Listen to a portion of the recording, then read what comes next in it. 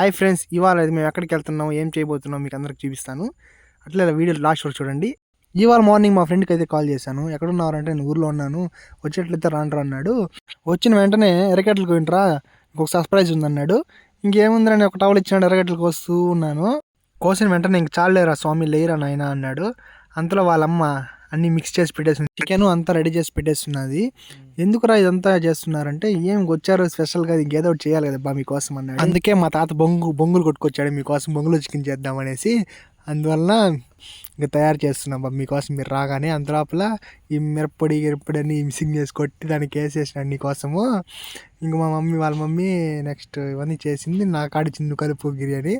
ఇంక మనం ఉంటామా గబగబా కలిపినాము. 5 నిమిషాలు ఊరబెట్టేదానికి. ఇంక నిమ్మకాయ మర్చిపోయింటే మా వాడు నిమ్మకాయ తోటలోకి వెళ్ళి నిమ్మకాయ తీసుకొని దాన్ని కొట్టి అరగంట సేపు అది రావట్లేదు, కానీ కొట్టి సాధించేటట్టు ఒక నిమ్మకాయని.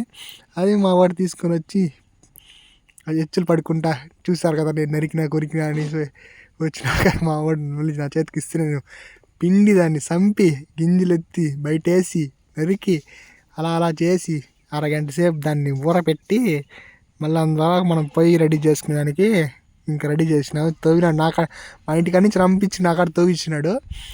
నెక్స్ట్ ఒక అరగంట అయిపోయినాక దాన్ని అట్లా మిక్స్ చేసుకొని కాసేపు పక్కకి తిప్పి అంతా రెడీ అయినాక కాసేపు నూనె రెడీగా తెచ్చిపెట్టుకున్నాము.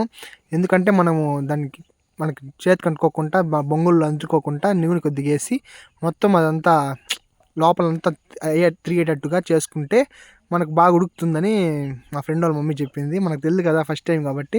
ఇంకా దాంట్లో ఆ పక్కకి ఉండే మా వాడు ఫుల్గా పోసేసినాడు. అందువల్ల దాంట్లో ఎత్తిపోసి అలా మిక్స్ చేసి దానికి అంతా సరిపోయేటట్టుగా మొత్తం మనం ఎన్ని బొంగులు చేసుకుంటున్నాం అన్ని బొంగులకి మనము ఆయిల్ అనేది రాసుకోవాలి. అంటే మనం లోపల ఏమీ మాడిపోకుండా మొత్తానికి నూనె రాసుకుంటున్నాము. తినాలి కదా, మళ్ళీ అది పాడేసేద్దేం కాదు కాబట్టి మనకు రుచిగా నచ్చేలా స్పైసీగా మనకు ఎలా కావాలో అలా చేసుకుంటున్నాం కాబట్టి మొత్తం నీట్గా చేసుకోవాలి. మా వాడు మమ్మల్ని పిలిచి మేము తిప్పలు పడతా అంటే ఇక్కడ కనపట్లేదు, ఏరా అని చూస్తా అంటే ఈ చికెన్కి ఎక్కువ ఉంది కాబట్టి బొంగులు సరిపోవాడు, మళ్ళీ బొంగులు కొట్టుకొని పోయినాడు. వాడు వచ్చే లోపల అంత లోపల మనం లోపలికి అనేసి రెడీ చేద్దాం అనేసి మా ఫ్రెండ్ రెడీ చేస్తున్నాము.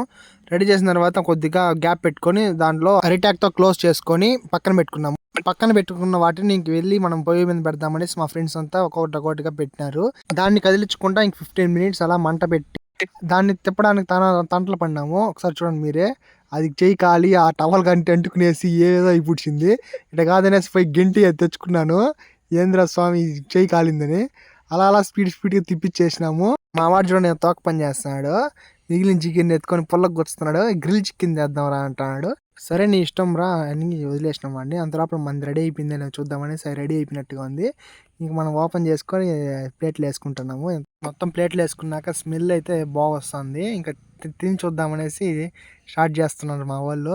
కొంచెం చూడండి, అబ్బా వాసన వేరే లెవెల్. ఇంకా తింటే ఎలా ఉంటుందో నాకైతే అర్థం కాలే. మా వాడు దాని తగ్గట్టు ఇంకా లెమన్ కూడా పిండేసాడు పల్లగా కారంగా. ఇంకా మిరప కూడా వేద్దాం అన్నాడు, ఎందుకు లేరా వద్దులేరా అని చెప్పేసి రివ్యూ ఇస్తారు చూడండి మా వాళ్ళు.